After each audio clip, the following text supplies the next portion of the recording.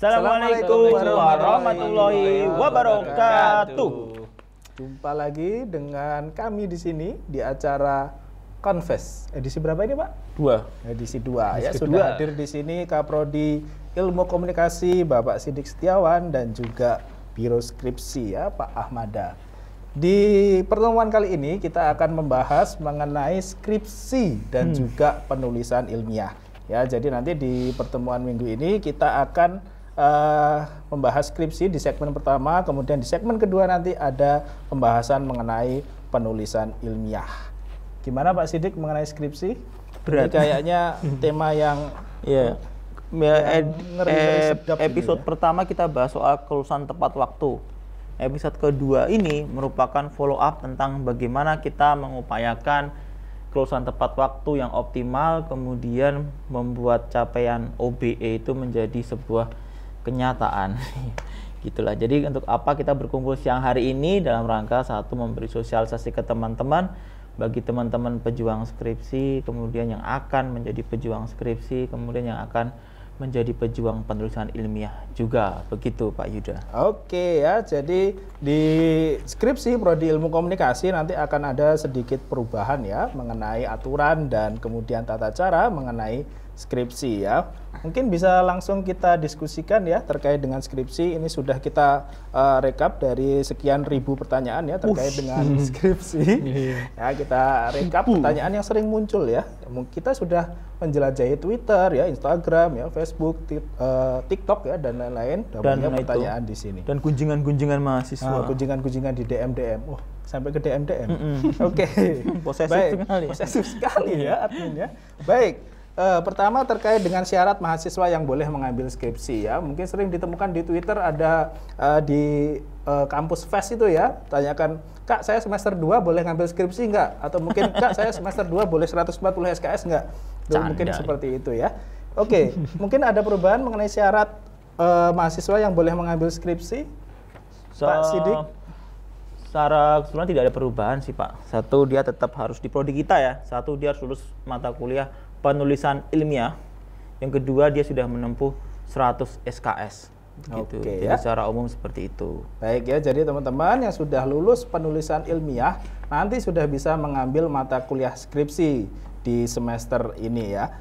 Dari Pak Mada, mungkin ada tambahan terkait dengan syarat mahasiswa yang boleh mengambil skripsi? Mahasiswa kampus lain boleh nggak Pak? Boleh, tapi di kampus lain. Bukan di kampus ini. Boleh ya, oke. Syaratnya seperti apa Pak Mada mungkin yang terkait dengan teknis di MySkripsi ya? Kalau di MySkripsi ya tadi kan istilahnya terdata sebagai mahasiswa komunikasi UMS. Kemudian ya seperti yang dibilang Pak Sidik tadi bahwasanya harus lulus mata kuliah PI dahulu.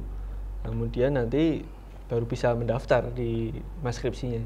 Oke ya, jadi teman-teman yang akan mengambil skripsi segera buat akun di myskripsi.ums.ac.id karena nanti layanan terkait dengan pendaftaran, ujian semprop dan juga ujian sidang nanti akan dilakukan di myskripsi.ums.ac.id ya, jadi jangan sampai tidak mendaftar. Kemudian di sini pertanyaan yang sering muncul adalah pedoman naskah publikasi. Ya, jadi skripsi di prodi kita itu berapa kata sih? Atau mungkin template-nya nemunya di mana sih? Pak Mada mungkin? Untuk apa? Terkait aturan MySkripsi itu di MySkripsi itu ada di halaman utama ya Pak. Oke ya, di halaman pertama di myskripsi.ums.ac.id. Nanti kalau teman-teman sudah membuat akun di situ, nanti ada panduan bagi mahasiswa terkait dengan proses pelaksanaan pembimbingan skripsi di MySkripsi. Kemudian untuk pedoman naskah publikasi sendiri, teman-teman sebenarnya bisa mendownload juga di situs Prodi. Situs Prodi mana Pak? Di website Prodi itu ada ya, di bagian skripsi, di menu skripsi itu ada. Kemudian kalau mau lebih praktis sebenarnya teman-teman bisa menjelajah repositori ya Pak ya. Oke. Di repositori perpustakaan itu juga ada contoh dari kakak tingkat kalian, bagaimana mereka menyusun skripsi dari mulai abstrak, pendahuluan, telah pustaka sampai dengan nanti di akhir itu sampai nulis persantunan, bahkan kalian bisa belajar juga dari situ sebenarnya teman-teman. Tapi sumber-sumber utama tadi bisa kalian cari kok semuanya gitu. Di web ya. Jadi teman-teman bisa mencari di repositori UMS dari kakak tingkat teman-teman, tentunya yang jangan terlalu jauh ya, jangan kemudian mencari skripsi tahun 2010 ya, mungkin nanti tabletnya beda ya, jadi cari yang akhir-akhir jauh banget jauh banget ya, jadi nanti cari yang tahun-tahun yang 2020, 2019 seperti itu. Kemudian ini ada pertanyaan yang mungkin muncul ya dari mahasiswa, cara mendapatkan dosen pembimbing skripsi. Nah, ini gimana caranya? Cara mendapatkan dosen pembimbing skripsi itu di prodi menarik ya. Jadi ada proses namanya, kalau teman-teman pernah dengar dari kakak tingkat mungkin itu melamar ya Pak, melamar dosen gitu ya. Nah, di semester ini kita tetapkan tanggal teman-teman, mulai tanggal 8 sampai dengan tanggal 15 ya Pak. Itu adalah waktu di mana rentang kalian bisa mencari calon pembimbing skripsi. Teknisnya bagaimana? Teknisnya adalah kalian melakukan mengirim email ya ke calon pembimbing dengan menyertakan outline proposal PI kalian, sertakan ke dosen-dosen tersebut. Kemudian kalian bisa melamar melalui email, sertakan di body email itu pastikan ada nama, name, kemudian maksudnya apa, kemudian lamar dosen itu. Nah, dosen punya waktu selama 2 hari untuk merespon email kalian, apakah kalian diterima di kelasnya atau tidak. Lalu bagaimana kalau ditolak? Nah, kalau ditolak Anda boleh melamar pada dosen yang lain. Yang tidak boleh adalah kalian melamar beberapa dosen bersamaan ya Pak. Jadi istilah kerennya kalau anak game itu ngefloat gitu ya. Oh, tak lamar KB gitu ya, semua 10 dosen saya lamar gitu. Yang diterima siapa? Nah, kenapa nggak boleh? Karena kalian mungkin diterima di 2 dosen, ini merepotkan. Karena pernah kejadian juga, saya diterima di sini Pak nggak jadi ya, saya udah diterima dengan yang lain gitu kan, saya di PHP gitu. Itu yang tidak enak, dan tiap dosen punya alokasi ya teman-teman gitu. Jadi ketika Anda diterima ya pastikan ada di tempat dosen tersebut, dan jangan lupa KRS di kelas dosen itu. Mungkin mau ditambahkan Pak Yuda? Oke ya, tadi sudah diinfokan oleh Pak Sidik untuk mencari dosen pembimbing skripsi itu mulai tanggal 8 sampai 15 Agustus, di mana lewat email ya, emailnya ke email dosen yang dituju ya, bukan email prodi ya, tapi email dosen yang dituju. Alamat emailnya bisa dicek di web prodi ya, semua ada di situ. Perlu diingat nanti di email harus disertai judul yang jelas ya, jangan kemudian mengirim cuman file proposal aja, nanti dosennya bingung ini mau diapain ini ya. Jadi harus diabaikan nanti ya. Ya kalau cuman proposal saja nanti diabaikan ya. Jadi harus tertulis dengan jelas ya. Tapi untuk tubuh emailnya singkat, padat, dan kemudian tujuannya jelas. Jangan membuat cerpen ya di situ, nanti bacanya kelamaan ya. Jadi langsung saja tujuannya jelas seperti apa. Ditunggu 2 hari. Kalau 2 hari sudah ada balasan diterima atau ditolak. Kalau seandainya ditolak bisa kemudian mengirimkan ke email prodi Pak. Betul. Seperti apa? Ketika kalian ditolak gitu sampai mungkin sampai batas akhir kalian merasa tidak ada yang menerima saya begitu ya, jangan putus asa gitu ya. Emailkan ke email prodi di komunikasi@ums.ac.id.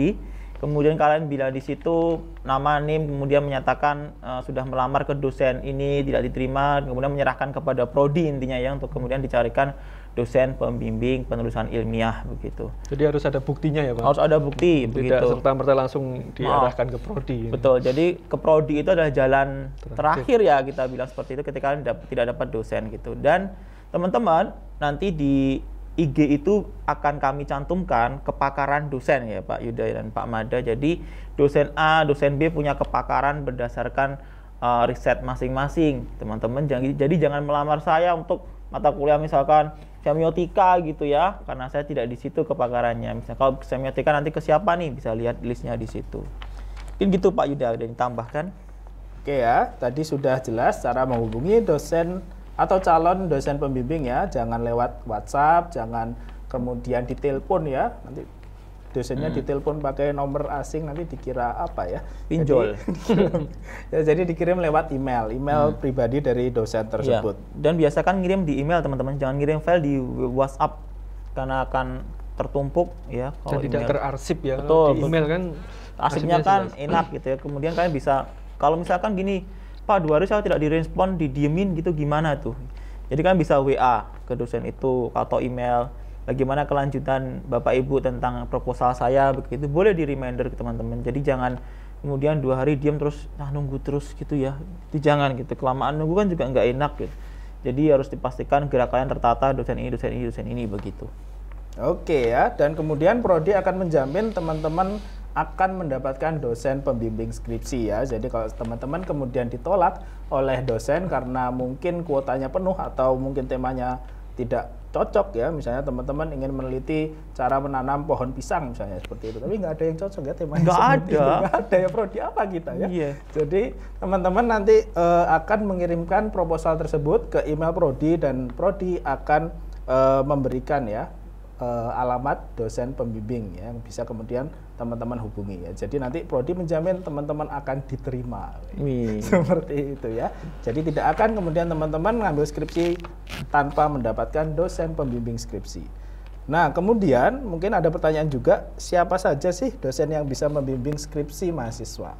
Oke, di tempat kita tuh ada beberapa dosen yang bisa membimbing teman-teman. Artinya ketika dosen bisa membimbing itu bukan serta-merta kita pilih yang bisa dan yang tidak aja ya, pasti ada persyaratannya gitu. Dari universitas itu menekankan satu dosen itu harus memiliki riwayat menulis di jurnal minimal Sinta 2 atau sudah memiliki jabatan fungsional AA atau dia juga pernah S3 dan punya pengalaman menjadi penulis pertama di sebuah jurnal. Itu salah satu syarat yang kemudian harus dipenuhi oleh dosen itu.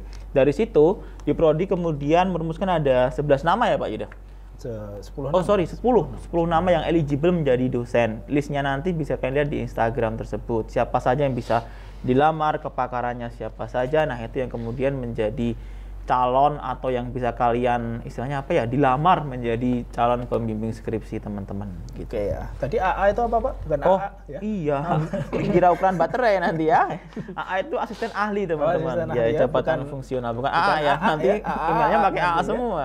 Teteh nggak bisa ngebimbing. AA Yuda bimbing saya ini. Bimbing apa ya? Oke, selanjutnya. Nah, ini juga mungkin menjadi pertanyaan ya. Untuk skripsi, apakah harus sama judulnya dengan judul penulisan ilmiah? Wah, ini unik nih pertanyaannya. Iya, ketika ditanya seperti ini, maka jawaban dilematis itu. Jadi prinsipnya kalau bisa sama, otomatis akan mempercepat proses pengerjaan skripsi teman-teman gitu ya. Ketika Anda punya judul PI yang sangat relevan dengan kepakaran salah satu dosen dan itu dilamar diterima oleh dosen tersebut, kalian lanjut progres dengan judul itu, saya pikir proses kalian akan begitu cepat. Satu untuk sempro, kemudian lanjut ke ujian, nyari data, kemudian sampai ujian, sampai itu proses selanjutnya dipastikan bisa lebih cepat gitu ya Pak ya. Tapi ada kalanya teman-teman kejadian di mana ketika Anda melamar salah satu dosen pembimbing gitu ya, itu menuruti kepakaran dosen itu juga ada. Atau ada beberapa kasus dosen punya satu riset payung gitu ya, kemudian dibagi ke teman-teman pembimbing di situ kan, ditawari itu, yaitu banyak sekali opsi yang bisa terjadi saat bimbingan ya Pak Yuda. Tapi prinsipnya teman-teman waktu pembimbingan itu sekitar minimal 8 kali sampai maksimal 12 kali sampai lulus ya Pak. Sampai lulus. Jadi ya, bukan per semester teman-teman. Bukan per semester. 8 kali sampai maksimal 12 kali gitu. Jadi untuk memaksimalkan proses biar kerjanya efektif gitu ya, tidak 1 minggu datang kemudian bawa revisi yang cuma 1 paragraf gitu ya, atau tidak direvisi sama sekali ya, kalian punya waktu sampai 12 kali untuk berproses dengan itu begitu. Oke, terima kasih Pak Sidik. Nah, bahasan selanjutnya terkait dengan web ya yang sudah kita singgung tadi, myskripsi.ums.ac.id. Nah, kalau ini yang sering menggunakan Pak Ahmada ya, bisa dijelaskan gambaran secara garis besar Pak Ahmada terkait dengan sistem skripsi di MySkripsi itu kayak gimana sih? Itu apa sih MySkripsi itu ya? Apa itu? Jadi tadi kan kita berbicara masalah skripsi ya, bahwasanya teman-teman itu progres skripsi itu semua tercatat dan terdata di MySkripsi itu tadi, Pak. Jadi mulai mendaftar akun di MySkripsi, kemudian bimbingannya, semuanya itu terdata di MySkripsi itu tadi, sampai dia istilahnya itu siap untuk disidangkan, sampai dia lulus, itu semua datanya ada di situ. Jadi nanti bisa dicek istilahnya itu status saya sebagai mahasiswa misalkan ya, itu apa gitu, apakah masih di awal ataukah proposal ataukah mengajukan mendaftar ujian sidang ataukah sedang sidang atau sudah lulus, nah itu nanti semua di situ ada, bisa dicek di situ. Oke ya, sudah terekap semuanya di myskripsi.ums.ac.id. Dan Nah, mungkin cara bikin akunnya gimana tuh? Nah itu gimana Pak Mada? Cara bikin akunnya? Cara bikin akunnya bisa terintegrasi sama media sosial nggak sih? Enggak. Aib nanti ya. aib. Luar nggak Nah lulus. itu yang pasti sih pakai email yang resmi dari UMS ya. Betul, Jangan email email student ya. Kalau istilahnya untuk urusan kampus, urusan UMS itu ya, pastikan tuh gunakan email yang resmi, jangan email pribadi seperti itu. Ya, pakai email resmi, email UMS. Kalau mungkin lupa password bisa diurus ke helpdesk-nya Biro IT. ya, ke Biro IT. Karena problem itu misalkan Pak saya kok nggak bisa daftar ya, kemudian ini misalnya kok tidak registrasi gitu, silakan ke helpdesk IT di Siti Walidah, kontak tentang problem kalian disampaikan ya. Insya Allah selama ini cepat ya Pak Yuda, problem itu cepat, registrasi bisa langsung masuk MySkripsi. Dan tadi mungkin ketika masuk di MySkripsi itu yang perlu dilakukan mahasiswa pertama kali apa Pak? Ketika sudah muncul, oh saya sudah terdaftar nih gitu ya, apa itu kira-kira? Oke, itu Pak Mada mungkin? Kalau sudah terdaftar, tadi kan, kalau ini kan kita kan ada aturan baru tadi ya, bahwasanya kita akan terintegrasi dengan mata kuliah penulisan ilmiah ya. Jadi nanti ketika dia mendaftar di MySkripsi, itu otomatis dia progresnya melanjutkan dari progres dari penulisan ilmiah itu tadi. Oke ya, nanti kalau teman-teman sudah mendaftar di MySkripsi, kemudian mengaktifkan akunnya, menunggu verifikasi dari Biro Skripsi ya. Betul. Nanti Biro Skripsi akan mencek syarat-syarat dari teman-teman. Beberapa syarat diantaranya adalah sudah lulus PI atau belum, terus kemudian nilai D ada berapa, terus kemudian IPK-nya berapa ya. Jadi nanti ada minimalnya. Kalau tidak salah untuk IPK itu di atas 2,0 ya.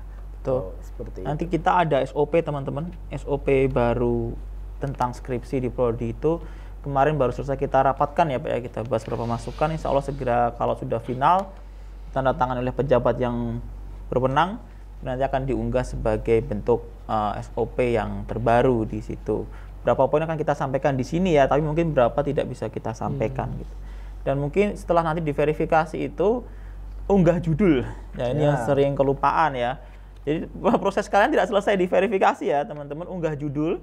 Kemudian nanti setelah kalian masuk ke dosen A misalkan, jadi ARS di dosen A ya misalkan, kemudian kalian unggah judul di MySkripsi, dosen pembimbing akan mengklik judul Anda, kemudian Anda resmi menjadi pembimbing beliau. Dibimbing ya? Jadi pembimbing. Balik hidupnya. Ya? Saya pernah di email ya, mau nggak jadi bimbingan saya Pak? Kamu siapa? Ini mahasiswanya ingin membimbing Pak Sidik ya. Jadi gitu, setelah jadi bimbingan kemudian prosesnya adalah berkonsultasi. Itu ada menu konsultasi ya Pak. Setiap pekan kalian konsultasi, klik konsultasi, isi logbooknya, kemudian kalian dianggap oke sudah 1 kali konsultasi. Untuk Sempro berapa kali konsul Pak? Untuk Sempro itu batasannya 3 kali ya. Jadi teman-teman setelah 3 kali logbook itu kemudian bisa mendaftarkan ujian Semprop, seminar proposal ya. Nanti upload dokumennya juga di MySkripsi, upload naskahnya juga di MySkripsi. Termasuk juga nanti revisi dan nilainya juga akan diberikan oleh dosen penguji Semprop di MySkripsi juga. Seperti itu. Baik. Oke, itu sistem MySkripsi itu kayak gitu ya. Ya, gambarannya seperti itu. Sebenarnya ada panduannya ya, nanti di MySkripsi teman-teman bisa mengunduh langsung filenya di MySkripsi tersebut. Baik, selanjutnya mungkin ini pertanyaan juga ya dari mahasiswa yang akan mengambil skripsi atau mungkin sedang mengambil skripsi. Bisa nggak sih ganti dosen pembimbing? Sistemnya gimana kalau bisa? Oke, pergantian dosen pembimbing itu kalau di SOP ketika mahasiswa sudah 2 semester stuck ya dengan dosen itu, kemudian dia merasa tidak ada progres, kemudian dia bisa mengajukan proses pergantian pembimbing ke prodi gitu dengan surat pergantian pembimbing yang resmi ditandatangani oleh pembimbing yang lama, kemudian disahkan oleh Kaprodi gitu. Jadi sebelum kalian pindah jangan sampai gegabah untuk langsung pindah tapi kalian tidak memenuhi syarat tersebut gitu. Jadi dipenuhi dulu, kemudian nanti baru kita bisa memindahkan kalian ke pembimbing yang baru dengan serta-merta diikuti dengan perubahan KRS ya Pak ya. Karena sering kali ya ada beberapa kasus tuh nyantol di pembimbing yang lama, dia sudah bimbingan dengan pembimbing yang baru. Itu kasihan pembimbingnya yang baru gitu ya. Jadi karena apa kok kasihan ya, karena mohon maaf kan honornya masuk ke yang gitu tuh. Jadi masuk ke yang lama kan kalau KR-nya tidak terubah gitu. Itu tentang apa sistematika ya perubahan pembimbing gitu. Mungkin ada tambahan Pak Yuda? Oke ya, jadi nanti untuk perpindahan pembimbing skripsi perlu kemudian mengetahui juga dosen pembimbing sebelumnya ya. Jadi nggak bisa kemudian teman-teman dengan inisiatif sendiri menghubungi prodi terus mau pindah itu nggak bisa ya. Harus ada surat mengetahui dari dosen pembimbing sebelumnya dan juga kaprodi ya, seperti itu. Oke, dan perpindahan itu tolong dimaknai gini teman-teman. Jangan pindah karena aku bosen lah karo Pak. Aku bosen itu pindah dengan ibu itu mungkin lebih cepat gitu ya. Itu tidak gitu ya. Tapi gini, ada pernah ditemui itu mahasiswa itu pengen pindah. Saya konfirmasi ke pembimbingnya, kenapa kok pengen pindah? Ternyata mahasiswa ini nggak pernah datang, Pak. Nggak pernah datang bimbingan, terus merasa stuck gitu kan juga nggak fair itu ya. Jadi maksimalkan proses bimbingan dulu. Kalau udah maksimalkan merasa stuck dengan dosen itu selama 2 semester kan bisa pindah gitu. Targetnya memang di universitas itu mentarget kita kan bimbingan itu 1 semester ya.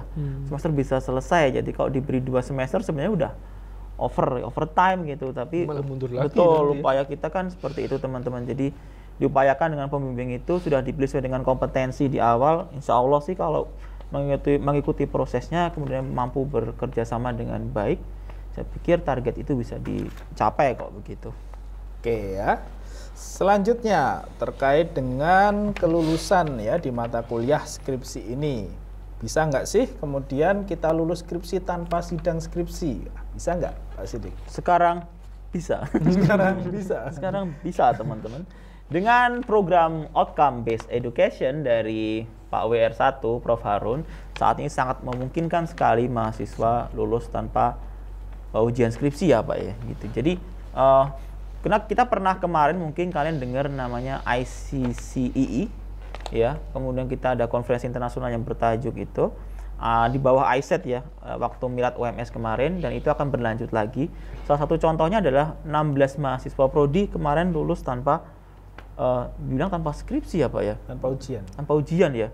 Mereka mengerjakan skripsinya gimana? Dengan membuat draft naskah publikasi, diikutkan ke ICCEE. Mereka dapat LOE dari Atlantis Press ya Pak. Kemudian mereka dianggap sudah publish ke proceeding internasional. Di situ diakui sebagai nilai A ya Pak ya. Langsung dapat nilai ya. Langsung dapat nilai A tanpa ujian di situ. Langsung dapat nilai ya. Kabar baiknya ICCEE akan bergulir lagi insya Allah bulan Desember nanti. Kesempatan kalian. Ya, kesempatan ya. Silakan hubungi nomor di bawah ini. Tidak ada ya.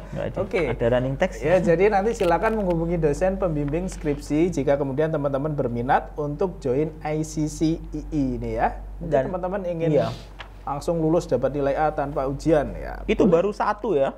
Di SOP terbaru dari universitas tuh banyak sekali teman-teman peluang kalian lulus tanpa ujian skripsi ya. Dikonversi istilahnya itu dari misalnya jadi ketua PKM ya Pak ya. Ketua PKM yang didanai, kalian bisa lulus. Kalau diterima. Bukan submit ya. Diterima dan didanai loh ya. Tidak hanya submit, wah aku bebas skripsi gitu, tidak. Gitu. Ini prosesnya masih panjang kan, saya pikir jadi motivasi juga. Kemudian apalagi Pak Yuda itu? Publish jurnal. Sinta. Sinta itu apa itu? Sinta itu teman-teman gini, mungkin kalau pengen ngecek Sinta ya, Sinta tuh apa sih, sering banget dengar Sinta. Jadi Sinta tuh kalau kita bahasakan kayak rankingan mungkin ya Pak ya. Ranking di Indonesia tuh ada Sinta 1, 2, 3, 4, 5. Kemudian kalau ranking untuk apa Pak? Rankingan untuk jurnal. Jadi untuk apa istilahnya para publisher ya kita nyebutnya Pak ya. Publisher jurnal itu di Indonesia kan banyak sekali jurnal itu. Nah jurnal itu perlu diakreditasi dengan peringkat Sinta itu teman-teman. Nah untuk kemarin tuh agak lupa Pak, di SOP yang terbaru itu Sinta berapa yang diakui ya untuk bisa dikonversi itu mulai Sinta ya, ada 2, 3, 4 ya? 1, 2, 3. Oke, 1 berarti makin sulit tapi makin bagus. 2 itu apalagi kalian bisa dapat nilai A di situ ya? Iya, 1 sampai berapa? 3 ya? 2. Sampai 1, 2. 1, 2 ya, A. Oke, 1, 2 dapat A. Jadi kalau bisa tembus itu dapat A. 34 AB. 34 dapat AB. Nanti Ya, rinciannya akan ada kita edaran sendiri publish, ya, resminya karena bisa di resminya itu pelajari. iya, edarannya masih hangat itu masih kemarin hangat. ya. Termasuk juga untuk konferensi ya, konferensi internasional dan konferensi Haki nasional juga bisa ya. yang call for paper, kemudian haki juga. Haki juga bisa. Hak kekayaan intelektual mungkin teman-teman iya. buat karya ya di komunikasi kemudian menjadi haki. Makanya Bisa ikut lomba, ikut dikonversikan. kompetisi itu salah satunya untuk lari ke situ juga. Haki ya. Jadi teman-teman sekarang kalau mau lulus tanpa ujian skripsi itu bisa sekali. Karena kemarin ada yang katanya takut ujian skripsi loh Pak. Oh, ada. Itu fenomena ya ternyata ya, takut ujian skripsi itu. Mungkin mas-mas kru di sini ada yang takut juga. Iya, senyum. Enggak, mereka fearless. Mereka fearless ya, tanpa rasa takut.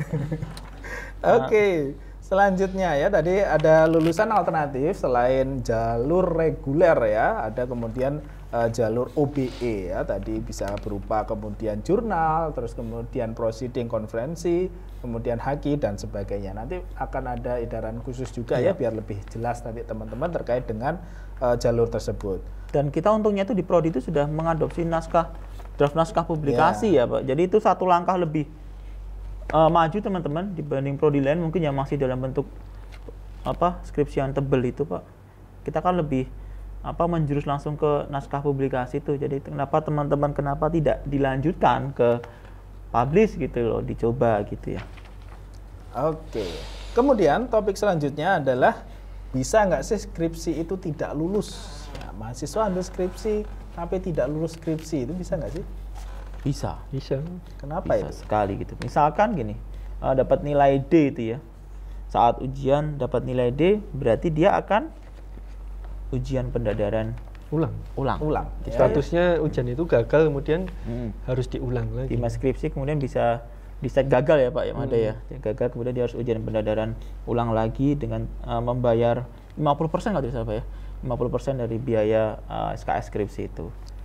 Nah Gitu. itu kenapa kok bisa nggak lulus? Skripsi Alasannya kenapa banyak itu? gitu ya. Tipe tidak lulus itu kan ada beberapa juga ya kalau kita bilang itu. Ada yang melakukan kecurangan atau fraud itu, misalkan memasukkan data kemudian sebagainya, sehingga dia secara akademik itu bahasanya apa sih bahasa kerennya itu? Aku kok lupa ya kemarin. Fabrikasi. Fabrikasi, dishonesty ya bahasanya, academic dishonesty, ketidakjujuran akademis itu. Jadi otomatis itu kan harus ngulang itu ya, dari awal mengulangi proses skripsi lagi gitu. Tapi ada juga yang mungkin saat ujian itu dia gagal karena gagal mempertahankan penelitiannya atau penelitiannya fail secara secara struktur penulisan, tidak ada rangku teori apa-apa gitu misalkan, kemudian analisisnya ikut sak lembar tok gitu, nyambungnya kemana nggak tahu lah. Dari situ kan otomatis nilainya tidak maksimal teman-teman. Dari situ nilainya kemudian bisa menjadi sangat drop dari komposisi 3 penguji, 1 pembimbing, 2 penguji. Nah, akan digabungkan menjadi satu nilai, karena akan dapat misalkan dapat D di situ, ya mau tidak mau harus mengulang ya gitu. Iya, mengulang ujian skripsi ya. Sama tergantung. kaitannya yang bimbingan tadi kan juga dibatasi kan ya Pak, maksimal 8 sampai 12 kan ya. Betul. Berarti dimaksimalkan, jangan sampai istilahnya bimbingannya biasa aja sudah sampai 12 Nah, kan itu, tidak ada jatah bimbingan lagi. Makanya kan harus disidangkan kan ya. Iya, jangan sampai teman-teman mencapai itu ya, Batas ya wis lah, maksimal batas bimbingan. maksimal, kemudian kita harus mau nggak mau harus Disidangkan. mengujikan gitu ya, sampai 12 kali udah mentok, wah itu diujikan aja gitu.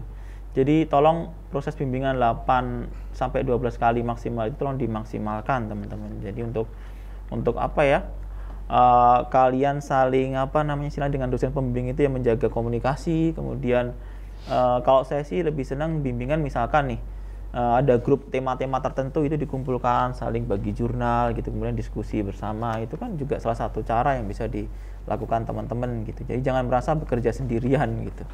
Oke ya, tadi untuk lulus tidak lulusnya salah satunya terkait dengan etika akademik ya, tentang fabrikasi tadi misalnya wawancara fiktif misalnya ya. Wah, itu. Wawancara orangnya nggak ada misalnya. Maksudnya bukan tidak orang beneran. Makhluk halus ya. Udah ini ya. Oke. Terus kemudian misalnya kalau apalagi Pak? Misalnya angka plagiarismenya 100% misalnya. Wah. Itu juga mungkin berkaitan dengan etika Ya, akademik. itu etika dalam juga ya. skripsi. Jadi termasuk kalian kan di PI itu diajari mencitasi ya. Ya. Citas itu salah satu cara di mana kita untuk mempertahankan etika akademik itu gitu. Kita sebagai penulis itu tidak merasa wah ini tulisanku nih pemikiranku gitu ya dicaplok gitu. Tapi ketika diturnitin angkanya gitu 100 gitu 60 70 itu kan sedih ya gitu. Jadi parafrase itu adalah satu skill yang kemudian dipelajari teman-teman selama penulisan ilmiah gitu. Ya, menggunakan bahasa sendiri ya dalam menuliskan naskah publikasi. Termasuk juga biasanya mulai dari MPK mungkin ya, atau penulisan ilmiah, teman-teman sudah dibiasakan untuk mencek Turnitin ya. Di sini ada info juga ya, pengumuman nanti di Expo UP terbaru ini. Itu tadi ya, Turnitin. Turnitin ya. Jadi angka Turnitin kita untuk di Prodi Ilmu Komunikasi ini akan mengalami perubahan ya.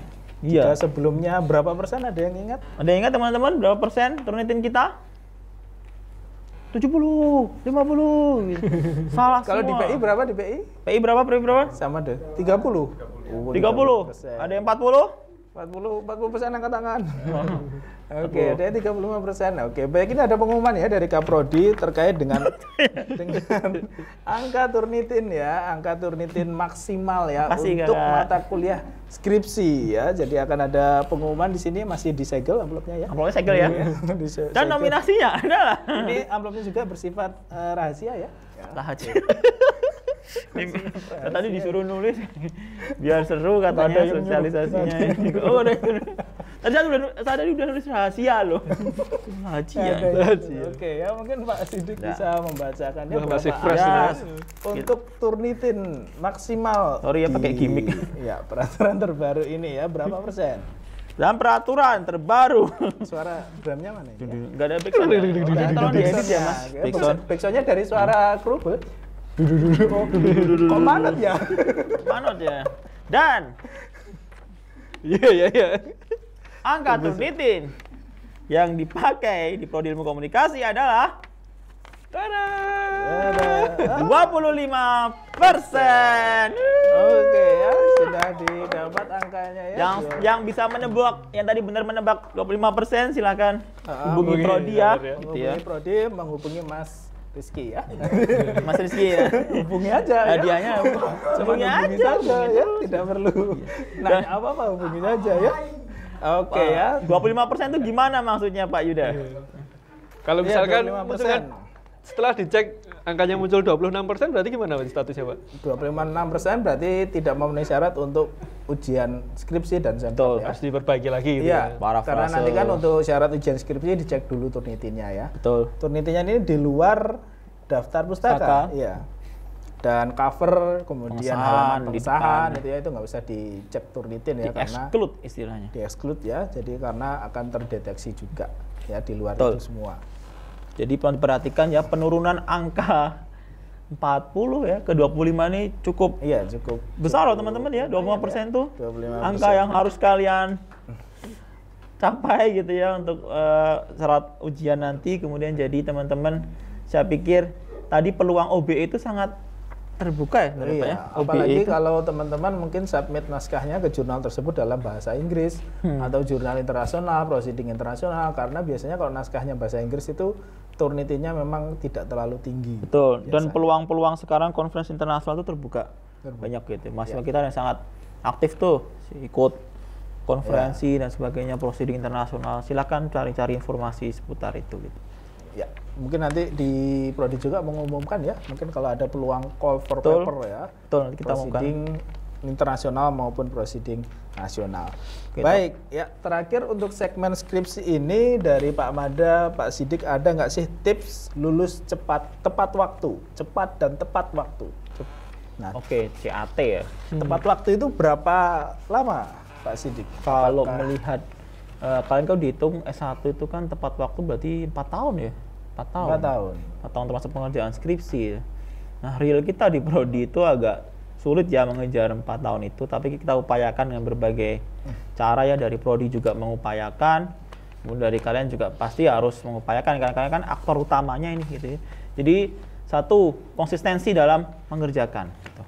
Nah, Pak Mada ini kan alumni Prodi ya, Pak? Oh iya. Iya. Tipsnya Pak Mada mengerjakan skripsi itu gimana, Pak? Biar lulus tepat waktu. biar lulus tepat waktu ya jangan suka ngeyel. Jangan suka ngeyel. Selainnya kan kita kan bimbingan sama dosen itu kan itu dikasih masukan gitu. Ya kita itu jangan suka ngeyel, istilahnya keluar dari masukan itu nanti ujung-ujungnya malah jadi mental nanti kan sama dosen pembimbing, nggak sevisi itu ya istilahnya kan seperti itu. Itu sih. Oke ya, skripsi yang baik adalah skripsi yang selesai. Selesai. Ya? Bukan skripsi yang nilainya A+++ ya. Iya. Karena nilai maksimal kita A ya. A++ ya. Jadi itu mungkin ada tips lagi Pak Sidik Ya, terkait skripsi ini. konsisten dalam mengerjakan ya, gitu. Target ke diri kalian sendiri satu hari misalkan sedino sak paragraf gitu. Wah, keren ya. Satu hari satu jurnal gitu. Target saya harus nyari satu jurnal yang relevan sama penelitian saya gitu. Itu target gitu. Kemudian hari apa mengerjakan berapa halaman, semua pasti punya apa ya, semua pasti punya formulanya sendiri-sendiri gitu teman-teman. Jadi formula itu yang kemudian harus ditemukan dengan ritme-ritme yang kalian susun dari awal gitu.